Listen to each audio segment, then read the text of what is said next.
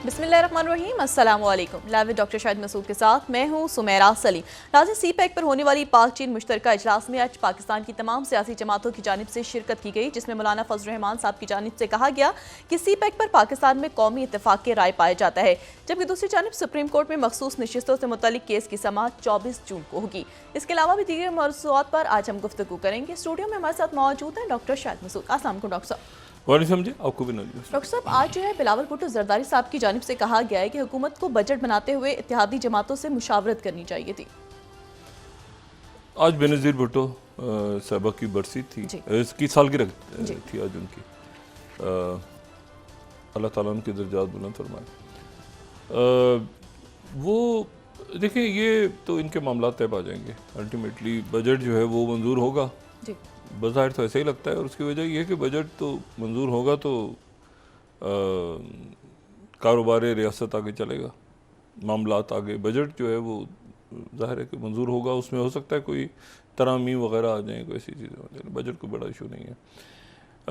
China से आज एक उनका आला सतही वफ़द पाकिस्तान आया, उनके मिनिस्टर उसकी क़यादत कर रहे थे, और चाइना और पाकिस्तान के ताल्लुकात जो हैं वो मतलब वो एक मुख्तलिफ ताल्लुकात हैं बाकी दीगर सारे मुल्कों के साथ। जो भी कई वजूहात हैं, उसकी तारीख़ी वजह भी है, उसकी जो है वो एक यानी स्ट्रेटेजिक वजूहात भी हैं, लेकिन पीपल टू पीपल भी लोग बहुत मोहब्बत करते हैं चाइना में। चाइना जब मुझे जाने का इत्तेफाक हुआ तो कई ऐसे वहाँ पे इंस्टीट्यूशंस हैं, तालीमी इदारे ख़ास तौर पे, जहाँ पे बाकायदा उर्दू, वहाँ पे जो चाइना के लोग हैं वो इतनी नफीस उर्दू बोलते नज़र आते हैं कि आप परेशान हो जाते हैं। उनकी चेयर्स हैं बाकायदा पाकिस्तान चेयर्स और स्टूडेंट्स, तो एक बड़ा ज़बरदस्त। और चाइना ज़ाहिर है एक उभरती हुई कुव्वत है, बल्कि उभरती हुई तो नहीं कहूँगा, एक उभरी हुई कुव्वत है। अब तो बिल्कुल लोग जो हैं वो पूरी दुनिया मशरिक़ की तरफ ही देख रही है। और वेनेज़ुएला ने आज बाकायदा ये बात की है कि उनको भी ब्रिक्स में शामिल किया जाए। तो मुल्क आहिस्ता आहिस्ता, और उसकी बहुत सारी वजूहात हैं। उसकी बुनियादी वजह जो है वो सिर्फ माशी नहीं है, उसकी वजह जो है एक तो मईशत अपनी जगह कि भाई डॉलर से लोग डी डॉलराइजेशन की तरफ देखें ना। एक तवील अरसे तक तो फ्रांस का राज रहा, यानी जो दुनिया की करेंसी थी वो फ्रांस की करेंसी कहलाती रही एक तवील अरसे तक। जो है फिर वो जो है वो राज रहा पाउंड्स का, बरतानवी करेंसी का दुनिया में। और एक फिर तवील अरसे तक जो राज रहा वो रहा डॉलर्स का। और वो तवील अरसा बहुत ज़्यादा भी नहीं, यानी आप 1945 से अगर लगाते हैं इसको, ब्रेटन वुड एग्रीमेंट के बाद से, तो फिर उसके बाद डॉलर का रहा। लेकिन डॉलर से दुनिया खौफजदा होना शुरू हो गई ठीक काफ़ी अर्सा पहले, यूक्रेन जंग के बाद और हो गई कि यार ऐसा तो नहीं कि किसी भी वक्त पाबंदियां लगें और आपके पैसे जो हैं वो रखे हुए हैं डॉलर्स में, तो डॉलर्स में अगर रखे हुए हैं तो वो आपको जो हैं वो ज़ब्त हो जाएं, अकाउंट ज़ब्त हो जाएं और ऐसे सारे मामला हो जाएं। तो ये एक बड़ा कंसर्न रहा। अच्छा, जैसे हुआ उनके देखें ना, 328 बिलियन डॉलर्स एसेट्स रशिया के जो हैं वो रुके हुए। रशिया को तो जाहिर है कि और किसी मुल्क के हों तो ये एक कहानी उनकी तरफ से चलती रही। बीच में वो इकोनॉमिक हिटमैन और सैंक्शंस एक बहुत खौफनाक चीज़ होती थी कि किसी मुल्क पे सैंक्शंस लग गई तो। लेकिन अब कई मुल्कों पे सैंक्शंस देखें ना, अगर किसी मुल्क को सज़ा देनी होती थी 1945 के बाद तो ये होता था कि पाबंदियाँ लगा दी जाएँ। लेकिन अब यह है कि कई मुल्कों पे पाबंदियाँ, और वो मुल्क जो है अपना काम कर रहे हैं। ईरान पे पाबंदी हैं और कई पाबंदियाँ जो है, रशिया पे तो बहुत ही पाबंदी हैं। तो मतलब वो अब वो सैंक्शंस वाला जो हथियार था वो ख़त्म हो गया। एनीवे, तो मैं सिर्फ ये है कि उनको बड़ा खूबसूरत आज उनका यहाँ पे देखने में आई जो तकरीब थी, उसमें सारी ही यानी ये सियासत से हट के कुछ चीज़ें रियासत के लेवल पे हैं, तो बहुत अच्छा लगा कि सारी जमातें वहाँ मौजूद हैं। फिर अस्करी क़यादत से भी मुलाकात हुई। तो ये CPEC का अगला फेज़ और बाकी जो मामलात हैं, और भी CPEC से हट के भी बहुत पाकिस्तान और चाइना के और भी बहुत से जो फ्रंट्स कहा जाएगी, मतलब इकोनॉमी भी तो एक बहुत बड़ा फ्रंट है, तो पाकिस्तान जो है वो चाइना के साथ। अच्छा, अब इसमें जो बहुत कुछ ऐसा है जो कि ये देखें ना, चाइना पाकिस्तान के ताल्लुकात, आसपास जो कुछ हो रहा है, चाइना किस तरह से निकल के सामने आ रहा है, ये सारा। और इसमें आप ये देखें कि चाइना के जो है वो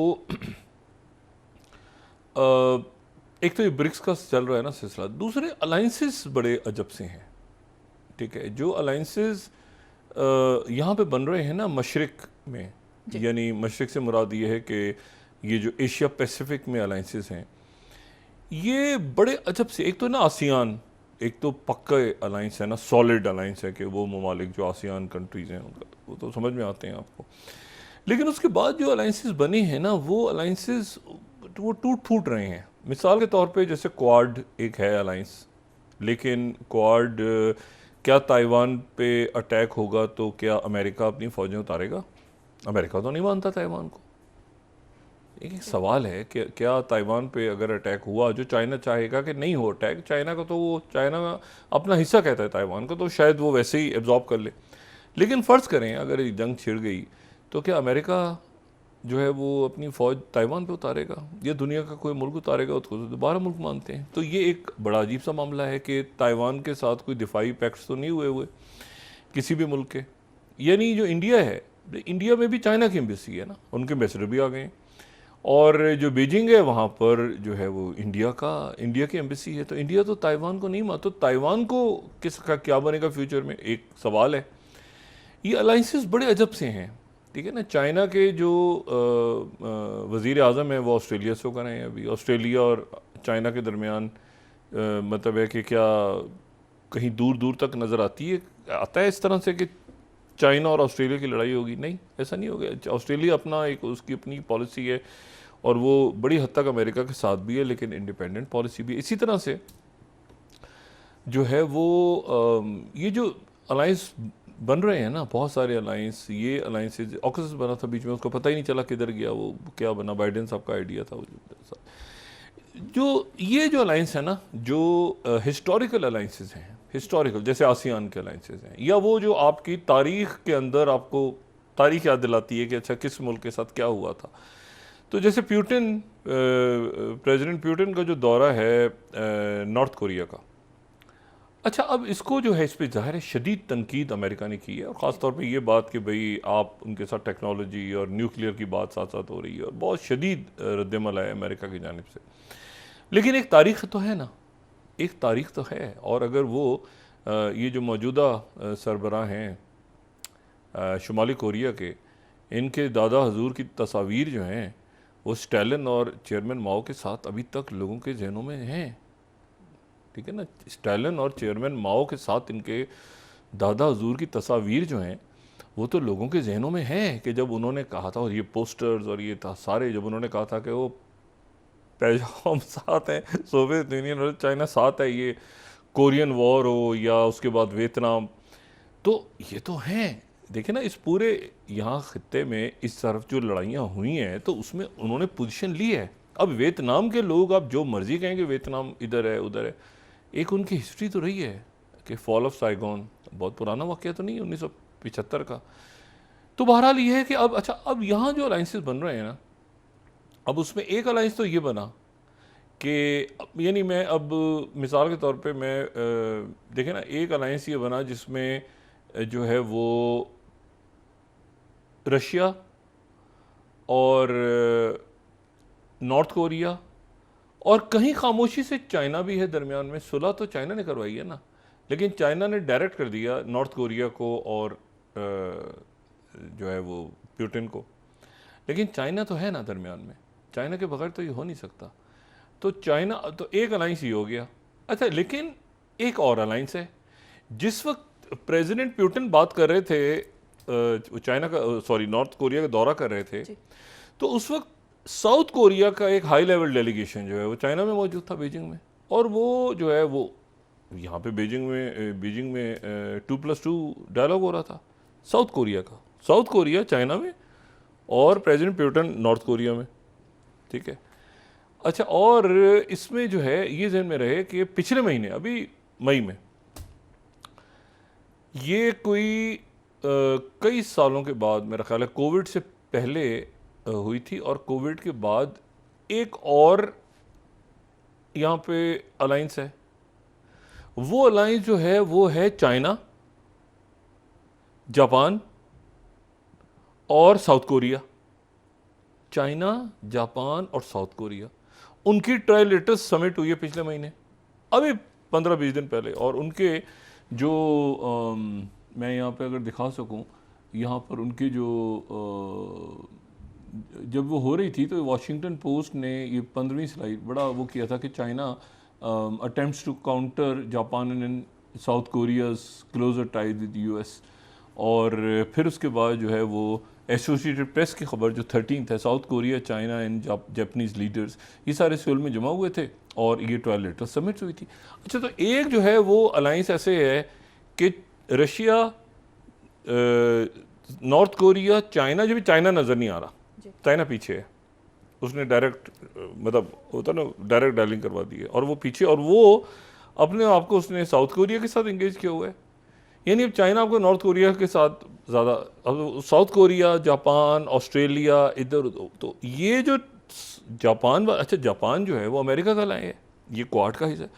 लेकिन फिर एक तारीख है कि आज का जापान बड़ा तरक्की याफ्ता जापान, उधर हम कई दफ़ा ब्रांड्स डिस्कस करते हैं ना, जिस तरह जापान उठा है, यानी टोयोटा से लेके और मित्सुबिशी से लेके और जनाब वो जिस तरह उसकी ब्रांड्स हैं, शायद ही दुनिया में कोई इतनी किसी एक मुल्क की ब्रांड्स निकली हों जितनी चाइना की ब्रांड्स हैं। तो बंदा सोचता है कि यार ये कितना ज़बरदस्त ये चाइना, ये देखे ना सुजुकी और होंडा और ये और वो ब्रांड्स ही ब्रांड्स हैं उनकी। अच्छा, और मतलब सुबारो और ये और वो, मतलब आप ब्रांड्स देखते जाएं तो आप कहेंगे कि सारे जापान की ब्रांड्स हैं। एक मुल्क की इतनी ब्रांड्स हो सकती है, निसान और जो है वो कैनन के कैमरे और जनाब पता नहीं खुदा जाने क्या क्या, एक मुल्क की इतनी ब्रांड, डेटसन, ठीक है ना, पैनासोनिक, हिटाची, मतलब ब्रांड्स देखें, निटेंडो, क्या ना, मतलब इतनी ब्रांड्स एक मुल्क से निकली हैं और ग्लोबल लेवल पे। अच्छा, अब वो जो मुल्क है उसकी भी एक हिस्ट्री है कि वो जापान ये तरक्की कर गया, वहाँ से उठा जहाँ पे उसमें न्यूक्लियर बम गिरे थे 2, तो एक हिस्ट्री तो, लेकिन अमेरिका का इत्तेहादी है, लेकिन क्या वो क्या चाइना से लड़ेगा जापान फ्यूचर में? एक बहुत कशीदा ताल्लुकात रहे हैं इनके। एक तो उनका प्राइम मिनिस्टर के नाम से मैं मिलता जुलता लफ्ज़ से इस्तेमाल करके हूँ, लेकिन वैसे जापान के एक ताल्लुकात, बड़े इंपीरियल मुल्क रहा है ना जापान, तो और उसके ताल्लुकात अच्छे नहीं रहे हिस्टोरिकली। लेकिन ये है कि वो जापान जो है वो क्या मतलब चाइना से जंग करेगा फ्यूचर में, तो ये एक सवाल ही निशान है। तो यहाँ पर हो बहुत कुछ रहा है, लेकिन यहाँ पर जो अलाइंसेस हैं वो, अच्छा फिर तीसरा अलाइंस है जिसमें अमेरिका साथ है, जापान के और साउथ कोरिया के और फिलिपीन के साथ है, और फिलिपीन ने पोजीशन ले ली है चाइना के अगेंस्ट। तो ये अभी बहुत कुछ है, बहुत कुछ होना है यहाँ पे ना। तो मतलब है कि जंगें आगे, महाज, कशीदगी, और उसमें ये बहुत इंपॉर्टेंट है कि मुल्क अपने आप को सारे जो हैं वो क्रैक करें। इसमें एक बात जो मुसलसल इसके अंदर मामला है वो ये है कि वहाँ पे क्या हो रहा है, जियो पॉलिटिक्स गज़ा से कैसे निकल रही है आगे।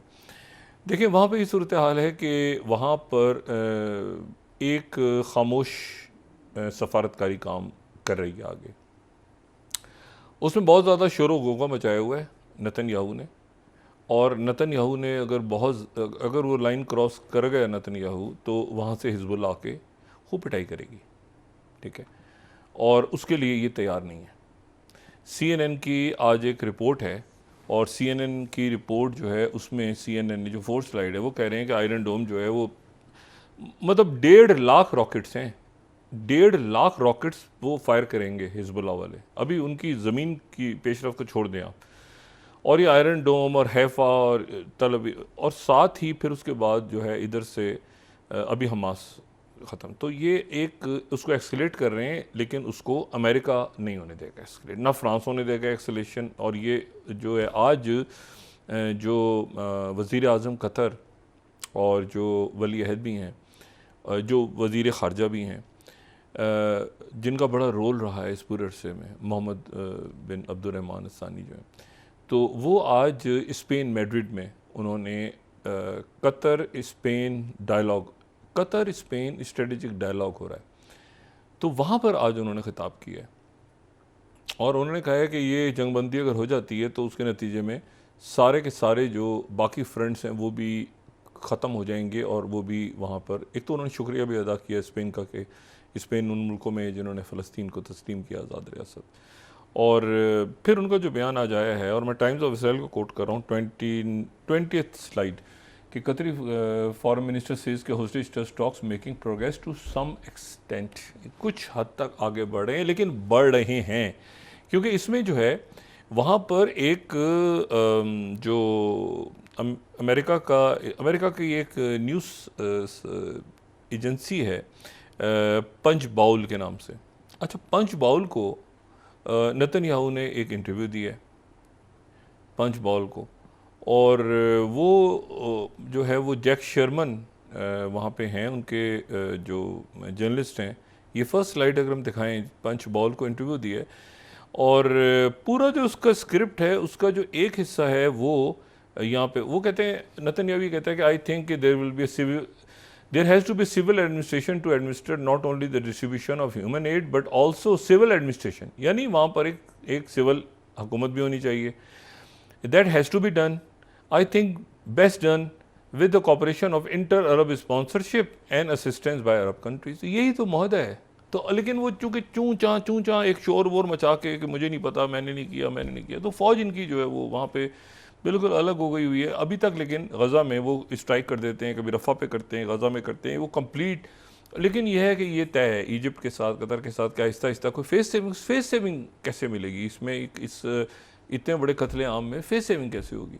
और ये CNN ने जो कहा इनको कि भाई ये तो पहले ही हल्ले में इनका तो चला जाएगा। और फिर उसके साथ ही ये हुआ कि उनका एक नौगा जो है उनका जो इलेक्ट्रिसिटी पूरे इसराइल की है, तो उसको जो सप्लाई करते हैं साहब, उन्होंने, उनके CEO ने बयान दिया कि जी ये तो जो है सिर्फ सैयद हसन नसरुल्लाह ने एक टेलीफ़ोन उठाना है और बैरूत का जो ग्रिड स्टेशन है उस ग्रिड स्टेशन के बंदे को फ़ोन करना है, क्योंकि हमारा ग्रिड स्टेशन बिल्कुल वैसे ही है इसराइल का जैसे कि बैरूत में लगे हुए हैं, और वो उसके बाद उन्हें टारगेट करना है और ये पूरे इसराइल की बिजली बंद हो जाएगी।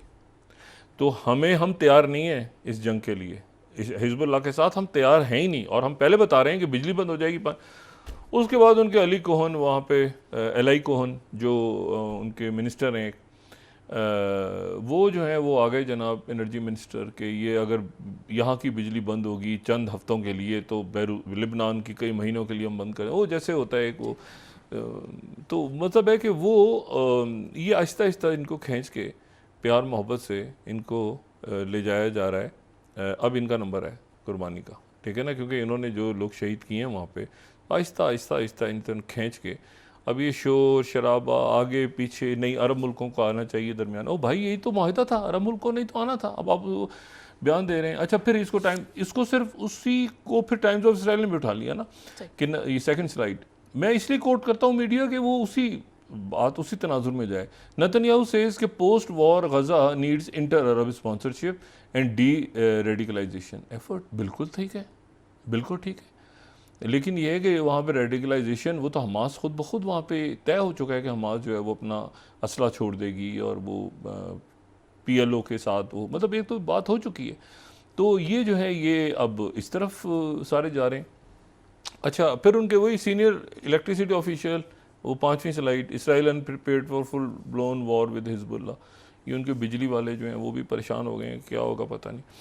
तो ये अब मामला ये है कि अच्छा, ये बड़ी इंपॉर्टेंट बात है, इसको मैं 8th स्लाइड पे भी वाइनेट को भी कोट करूँगा। ये जो बयान आया ना आज नेतन्याहू का, नेतन्याहू सेज के post war Gaza needs inter Arab sponsorship deradicalisation process. यानी ये जो पंच बाउल का इंटरव्यू है उसको उन्होंने, उनकी अखबारों की लीड है, ठीक है ना, कि भाई ये इस तरह से आगे हमने चला। अब यहाँ पर कतर के प्राइम मिनिस्टर, कतर को वैसे दाद है, कतर, अरब ममालिक, जॉर्डन, इजिप्ट, जिन्होंने इसमें टर्की, ये सारे मुल्क जिन्होंने बहुत एक्टिव रोल प्ले किया, और इसमें खुल के दुनिया एक दफ़ा फिर डिवाइड हुई है। ग्लोबल साउथ खड़ा हो गया जाके फ़लस्तीनियों के साथ, और यूरोप खड़ा हो गया फ़लस्तीनियों के साथ, और चाइना और रशिया खड़े हो गए हैं। तो ये एक दुनिया ने बड़ी पोजीशन ली है, और आर्मीनिया ने आज जो है वो फ़लस्तीन को रियासत तस्लीम कर ली है। अच्छा, आर्मीनिया के हवाले से मैं अगर 2-4 मिनट में बात करूँ, आर्मीनिया की बड़ी पुरानी, ये किंगडम ऑफ आर्मीनिया था, बहुत पुरानी तारीख़ है इनकी, यानी कई हज़ार साल कबल मसीह भी जो है यहाँ पे आपको इनकी तहज़ीब मिलती है आर्मीनिया की। तो आर्मीनिया जो है वो किंगडम ऑफ आर्मीनिया, और आर्मीनिया जो है वो पहली किंगडम थी जो कि रोम से बाहर जिस किंगडम में क्रिश्चियनिटी आई, यानी जहाँ पे क्रिश्चियनिटी आई रोम से बाहर, तो वो आर्मीनिया था, किंगडम ऑफ आर्मीनिया। और फिर ये हुआ कि यहाँ से जो है वो लेकिन ये ज़हन में रखें कि ये रोमन से तो यहाँ आ गए, लेकिन यानी कॉन्स्टेंटाइन जो थे उनसे भी पहले यहाँ पर आ गए थे। तो ये ऑर्थोडॉक्स, जब क्रिश्चियनिटी टूटी तो उससे ये पहले ही आ चुके थे यहाँ पे, तो ये ऑर्थोडॉक्स क्रिश्चियंस हैं। अच्छा, अब इनकी इतनी यानी इम्पोर्टेंस है इसराइल में, काफ़ी बड़ी तादाद में आर्मीनियंस वहाँ पे मौजूद हैं, लेकिन मेजॉरिटी जो आर्मीनियंस की है वो ऑर्थोडॉक्स आर्मीनियन क्रिश्चियंस हैं। अच्छा, अब ये ऑर्थोडॉक्स आर्मीनियन क्रिश्चियंस अपने आप को, अगर वहाँ पे आप ओल्ड यरूशलेम में चले जाएं तो ओल्ड जो पुराना यरूशलेम है, मशरक़ी यरूशलेम का जो हिस्सा है, तो वहाँ पर आपको एक, पहले हम बात कर चुके हैं कि बहुत से क्वार्टर्स हैं और बहुत, तो वहाँ पे सबसे छोटा क्वार्टर जो है वो आर्मीनिया का अलग से क्वार्टर है। तो अलग से वहाँ पे इनके जो पैत्रिया या पादरी जो भी आप कहें, तो वो अलग से आर्मीनिया का क्वार्टर अलग है। यानी ये बड़ी एक इम्पॉर्टेंट बात, वो आपको वो छोटा सा नज़र आ रहा है ऊपर, ये जूइश, अच्छा जूइश क्वार्टर के साथ है। अच्छा, वहाँ जितना, एक तो इसराइल है ना, इसराइल तो पूरा ही उनका है, और यरूशलेम में छोटा सा जूइश क्वार्टर है, वहाँ जू, यानी ये एक वो लोग हैं जो पुराने, यानी आप समझें कि ये वो हैं जो कि यानी जिनको इजाज़त है कि वो वहाँ पर आते हैं जाते हैं, मतलब इससे ज़्यादा लीगली जूस को नहीं होना चाहिए वहाँ पे यरूशलेम, ठीक है। एक वहाँ पे मुस्लिम क्वार्टर है और एक वहाँ पे जो है वो, अच्छा आर्मीनियन क्वार्टर अलग है। ये बात बड़ी इंपॉर्टेंट है जो मैं यहाँ बात कहना चाह रहा हूँ ना, कि ये क्रिश्चियन क्वार्टर में नहीं है, हालांकि हैं क्रिश्चियंस। यानी आर्मीनिया की जो देखें, ये जो ग्रीक ऑर्थोडॉक्स हैं उनसे भी अलग हैं, और ये जो है ये ज़ाहिर है कैथोलिक से तो अलग हैं। इम्पॉर्टेंट बात यह है कि यरूशलेम शहर में जो क्रिश्चियंस, ये क्रिश्चियंस हैं, लेकिन इतनी इंपॉर्टेंस है इनकी क्योंकि ये पहली ईसाई मुमलिकत बनी दुनिया में। एक तो ये समझ लें किंगडम ऑफ आर्मीनिया, और फिर ये हुआ कि ये यहाँ से आके जब ये आए 4वीं सदी ईस्वी में, तो ये यहाँ के आके यहाँ पे आबाद हो गए। यहाँ पे इनका बिल्कुल, यहाँ पे क्रिश्चियनिटी का बहुत बड़ा रोल बना। अब भी वहाँ पर इनके जो पैतरे हैं वो अलग से रहते हैं, और आर्मीनियन कुछ 2, 2.5, 3 हज़ार आर्मीनियन नस्ल के लोग जो वहाँ पे आबाद हैं, जो क्रिश्चियंस हैं, वो वहाँ उस क्वार्टर में रहते हैं, यानी वो उस यरूशलेम के अंदर आबाद हैं। अच्छा, इनके ताल्लुकात जो हैं वो ज़ाहिर है कि आर्मीनिया के ताल्लुकात तो बहाल हो गए थे इनके साथ, मतलब अच्छा आर्मीनिया के साथ भी बहुत रगेदा गया ना। ये किंगडम ऑफ आर्मीनिया जो है ये तो टूट फूट गई, अब तो छोटा सा आर्मीनिया है जिसके पाकिस्तान से सवारती ताल्लुकात भी नहीं है। लेकिन यहाँ पर जो है वो क्रिश्चियंस के बाद जनाब, यानी पहले क्रिश्चियन हो गए, क्रिश्चियन कभी रशिया ने चढ़ाई कर दी, कभी मंगोल आ गए, फिर मुसलमान आ गए, फिर उमवी दौर में इनको, मुसलमानों के दौर में तो काफ़ी इनको इंडिपेंडेंस मिली, लेकिन फिर रगड़ा लग लिया, बाज़ंतीनी आ गए, फिर जनाब जो है वो सल्तनत उस्मानिया आ गई। सल्तनत उस्मानिया का फिर यहाँ पे ईरान के साथ एक मामला चल रहा था, उन्होंने आर्मीनिया के 2 टोटे कर दिए। उसके बाद वो एक रौला रप्पा पड़ा रहा, आखिर में आके फिर रशिया आ गया। अब रशिया ने आके एक हिस्सा इनका ले गया रशिया, तो आर्मीनिया की जो है चाइना आ गए, उधर से किंग मिंग डायनेस्टी जो सारी चलती, वो आके थोड़ा थोड़ा लेते रहे। तो किंगडम आर्मीनिया जो थी वो तो अभी भी सोचते हैं कि कहीं ग्रेटर आर्मीनिया बनेगा। लेकिन इंपॉर्टेंट बात ये है इसमें कि इसराइल से इनके ताल्लुकात बिगड़ गए जब ये नगोर्नो काराबाख का तनाज़ा हुआ, और उसमें ज़ाहिर है कि उसमें उस दौरान आर्मीनिया जो है वो ये था कि भाई इसराइल जो है वो एक, चूँकि अज़रबैजान के साथ उनके ताल्लुकात है, तो वहाँ पर वो उस दौरान आर्मीनिया ने अपने सफ़ीर को वापस बुला लिया कि भाई एक मिनट, एक तो हमें रशिया ने छोड़ दिया, एक हमें अज़रबैजान से लड़ाई हो रही है, एक हमें इसराइल ने, तो एक इनके ताल्लुकात तल्ख़ हुए। तो आखिर में जाके आज इन्होंने फ़लस्तीन को उनकी रियासत तस्लीम कर लिया। लेकिन जो आर्मीनिया है उसको मेरा ख्याल है कि कमिंग डेज़ में अपनी एक स्ट्रेटजी कोई बनानी पड़ेगी क्योंकि अमेरिकन ने पहले तो उनको हथियार वगैरह दिए, इंडिया ने भी हथियार दिए कि शायद ये जीत जाएंगे आज़रबाईजान से, वो तो बिल्कुल ही अजीब सा हो गया। फिर उन्होंने कहा हम रशिया से भी अलग हो रहे हैं, तो रशिया से अलग होके कहाँ नेटो का हिस्सा बनेंगे, कहाँ जाएंगे? मतलब ये दरमियान में ना आर्मीनिया के साथ एक तारीख में कुछ आपको भी अफसोस भी होता है, लेकिन स्ट्रेटेजिक पॉलिसी वो फंस गए हैं, लैंड लॉक कंट्री है, फंस गया बीच में दरमियान में। लेकिन ये बात बड़ी एक अच्छी उनकी तरफ से आई आज कि उन्होंने फ़लस्तीन को एक आज़ाद रियासत तस्लीम कर लिया, लेकिन उनको आज़रबाईजान से अपने ताल्लुकात बेहतर करने होंगे और पड़ोसियों से ताल्लुकात बेहतर करने होंगे। और ये जंगे वंगे बीच में जैसे नगोर्नो काराबाग के ऊपर कब्ज़ा किया हुआ था आर्मीनिया ने, और फिर मतलब देखें ना, मतलब ये बहुत सारे टर्की के साथ ताल्लुकात, टर्की बड़ी कोशिश कर रहा है, रशिया भी कोशिश कर रहा है, सारे मुल्क कोशिश कर रहे हैं कि किसी तरह से इनके ताल्लुकात आपस में बेहतर हों। लेकिन जाहिर है कि वो एक माजी है कि वही किंगडम होती थी बहुत बड़ी, तो माजी में अगर खोए रहेंगे तो फिर यहाँ पे मामला तो आगे नहीं बढ़ेंगे ना। तो मेरा ख्याल है कि एक फ़ैसला उनका बहुत अच्छा है, उसको हम अप्रिशिएट करते हैं। लेकिन ये है कि आर्मीनिया के साथ हमारे ताल्लुकात नहीं हैं, पाकिस्तान जो है वो आज़रबाईजान के साथ खड़ा है। जी, ब्रेक के बाद डिस्कस करते हैं। नाज़रीन वापस आते हैं एक छोटे से ब्रेक के बाद।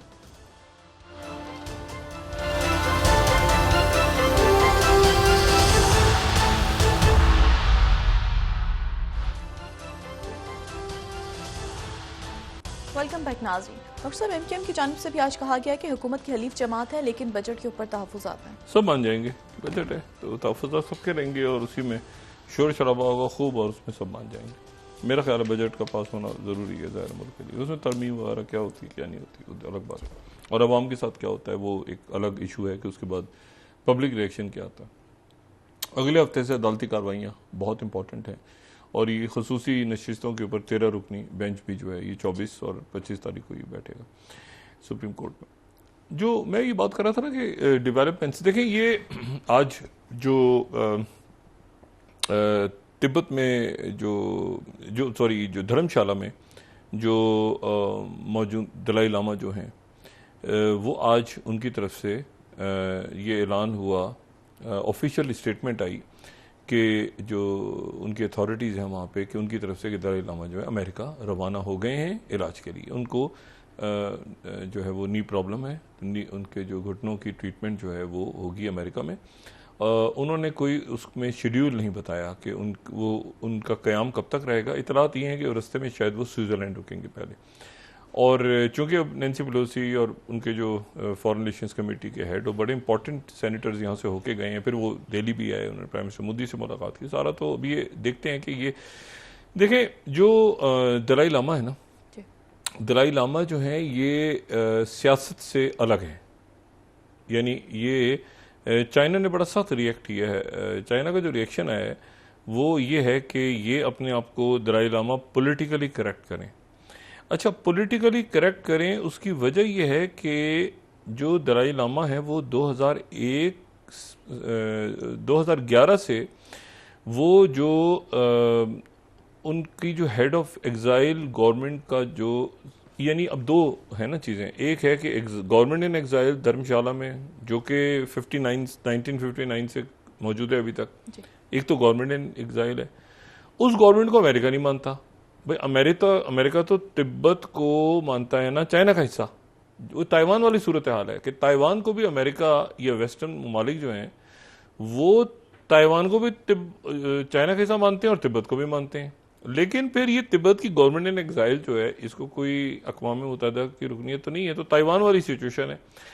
अब मसला ये है कि जो दलाई लामा है उनकी दो शख्सियत के पहलू थे 2011 तक। एक वो दलाई लामा, वो जो 1391 से बच्चा दलाई लामा उसका चौथा जन्म, ठीक है, और पांचवा जन्म कैसे होगा क्या होगा वो पूरी। दूसरे वो जो एग्जाइल गवर्नमेंट जलावतन हुकूमत है उसके वो सरबराह भी थे। अब दो चीजें हो गई, ठीक है, एक तो सरबराह हुकूमत और एक तो 2011 में वो अलग हो गए, उन्होंने हुकूमत की सरबराही छोड़ दी और वो रूहानी पेशवा रह गए सर। तो जो वहां पर उसके बाद ये हुआ कि वहाँ पे लोब्सेंग सेंगे जो हैं वो उन्होंने फिर वज़ीर आज़म समझ लें या हेड ऑफ एग्जाइल गवर्नमेंट समझ लें, वो धर्मशाला में उनकी जगह संभाल ली। वो भी 2000 मेरा ख्याल से 21 या 22 से वो भी खाली है जगह। तो यानी जो तिब्बत गवर्नमेंट इन एग्जाइल है वो फंक्शनल नहीं है, सिर्फ दलाई लामा ही है। सवाल वही है जो ताइवान के साथ है कि अगर ताइवान का और चाइना का तनाज़ हो गया तो कौन आएगा बीच में। यही इशू है कि अगर यहाँ पे मुस्तकबिल में तनाज़ हुआ तो क्या मदद के लिए कौन आएगा? अमेरिका नहीं मानता। ये देखिए ना अजीब, अमेरिका तिब्बत को चाइना का हिस्सा मानता है, लेकिन उनकी जो एग्जाइल गवर्नमेंट है उसको भी नहीं। उसके भी जो सरबराह हैं वो भी एक ही दफा व्हाइट हाउस का चक्कर उन्होंने लगाया 60 सालों में, वो 2020 में। मतलब शी जिनपिंग से मिलते हैं ना, तो शी जिनपिंग से जब मिलते हैं तो उसमें तिब्बत तो नहीं डिस्कस होता है कहीं। तो इशू ये है कि एक अजीब पोजीशनिंग है कि ना तिब्बत ना इस एग्जाइल गवर्नमेंट को कोई मानता है ना ताइवान को कोई मानता है, तो इनकी फिर मदद कैसे होगी? मतलब ये एक बड़ा सवाल है ना। मतलब ऑस्ट्रेलिया भी नहीं, मतलब दलाई लामा को एक रूहानी पेशवा बुद्ध मत के उसके तौर पे मानते हैं, लेकिन वो एग्जाइल गवर्नमेंट को तो कोई भी नहीं मानता। आप सोचें कि ऑस्ट्रेलिया के लोग आके यहाँ पे एग्जाइल गवर्नमेंट से बात करें, जो लोग आते भी हैं तो वो एक बुद्ध मत रूहानी पेशवा के तौर पर इनसे मिलते हैं। तो ये बड़ी एक इंटरेस्टिंग डेवलपमेंट है कि अब ये अच्छा जो दरमियान में इन्होंने जब छोड़ दी यानी पॉलिटिकल पोजीशन छोड़ दी दलाई लामा ने, तो जो अमेरिकन नेशनल है वो उन्होंने आके धर्मशाला में ये तिब्बत की हुकूमत बन गई। ये आने वाले दिनों में बड़ा इंटरेस्टिंग होगा कि अमेरिकन दोबारा यहाँ पे, इसका मतलब है दलाई लामा में वो स्टिल दे आर इंटरेस्टेड, ठीक है ना। अब लोग कैसे होगा, कैसे चाइना उसको कैसे देखेगा, क्योंकि ताइवान का एक इशू चल रहा है। ये एग्जाइल गवर्नमेंट जो है ये तिब्बत में, तो ये तो वो इलाका है हिमाचल प्रदेश का जिसको चाइना कहता है कि ये हमारा इलाका है। तो क्या चाइना आगे बढ़ेगा और इस जगह को भी लेके जाएगा कि ये ख़त्म ही हो जाए जगह बिल्कुल, या नहीं बढ़ेगा? इंडिया के साथ टॉक्स होंगी, मुज़ाकरात होंगे, जंग आगे नहीं बढ़ेगी। लेकिन ये चूँकि जाते जाते जो है वो डेलीगेशन जो है वो, अच्छा उसके बाद इंडिया ने भी आज कहा, चाइना की तरफ से बयान आया तो इंडिया ने कहा कि हमारी पोजीशन वही है दलाई लामा पे, मतलब वो भी प्रिंसिपल स्टांस उन्होंने रखा हुआ है। तो ये एक बड़ा इंटरेस्टिंग यहाँ पे डेवलपमेंट्स हो रही हैं दुनिया में, और उस पर जो है उसमें फिर वो देखना ये है कि ये कैसे ये यहाँ पर जो अलाइंसेस बन रहे हैं एशिया पैसिफिक में, और जो वेस्टर्न एशिया में जियो पॉलिटिक्स कैसे आगे आती है सामने, सीज फायर किस तरह होता है, उसके बाद किस तरह से व्हाट नेक्स्ट वाली बात है, ये हुतीस का फ्रंट ये कौन संभालेगा? अगर चलें वो हिजबुल्ला के साथ वो डीएस्केलेशन भी हो जाती है किसी तरह, फ्रांस कूदा हुआ है, सब कूदा, इस फटे में कौन कूदेगा? ये जो हुतीस वाला फड्डा है। और ये तो इन्होंने अपनी ताकत बिल्कुल दिखा दी दुनिया को कि भाई हमारे साथ बात। अब इनका आगे क्या मुतालबा होगा अगर ये ख़त्म, तो ये भी तो कोई टॉक्स होंगी यमन, और ये जो है मैंने आपसे कहा कि अब ये इनके ईरान सऊदी अरेबिया सुलह करवा दी हुई है चाइना ने, और चाइना यहाँ पे आ गया हुआ है, और रशिया भी आके बैठा हुआ है अफ्रीका में। तो ये एक बड़ी जो है ना एक interesting times, we are living in interesting times, और उसमें ये जंगें और मईशत और रेफ्यूजीज और दरमियान में क्लाइमेट चेंज और बहुत कुछ हो रहा है। तो उसको सबको छोड़ के आखिर में फिर ये अफसोसनाक सानहा जो कल हुआ सवात में, ये आपके सामने आए, जहाँ पे एक जुनूनी हजूम जो है वो एक शख्स को घेर ले, और फिर जो कुछ हुआ उस पर हम अफसोस कर सकते हैं, मजम्मत कर सकते हैं। ग्रास रूट लेवल पे जाके ये ऊपर बैठ के जो है ना बयानात देने से कुछ नहीं होगा जब तक ग्रास रूट लेवल पे जाके ग्रास रूट लेवल पे लोगों को नहीं समझाया जाएगा कि ये पागलपन जो है, ये खुदा का वास्ता लोगों को पकड़ के जो जला देते हो, सजाएं दे देते हो, इसको ख़त्म करो। तो मेरा ख्याल है कि बस हम दुआ कर सकते हैं कि शिद्दत पसंदी ख़त्म हो माशरे से हर सतह पे, सियासी भी और मजहबी भी और मसालिक की भी। और ये बहुत गलत वाक़या हुआ है, और इस पे ज़ाहिर है सिर्फ शर्म ही आती है बतौर पाकिस्तान के भी, ये कैसे वाक़या हुआ, यकीनन अफसोसनाक साने है। जी बहुत शुक्रिया डॉक्टर साहब। नाज़रीन, इसके साथ ही आज का प्रोग्राम अपने इख्तिताम को पहुंचा। मुझे सुमेरा सलीम को इजाज़त दीजिए। अल्लाह निगहबान। जी डॉक्टर साहब, अपने दोस्तों रिश्तेदारों गिरदोनवा के लोगों का सब ख्याल रखिएगा। अल्लाह हाफिज़।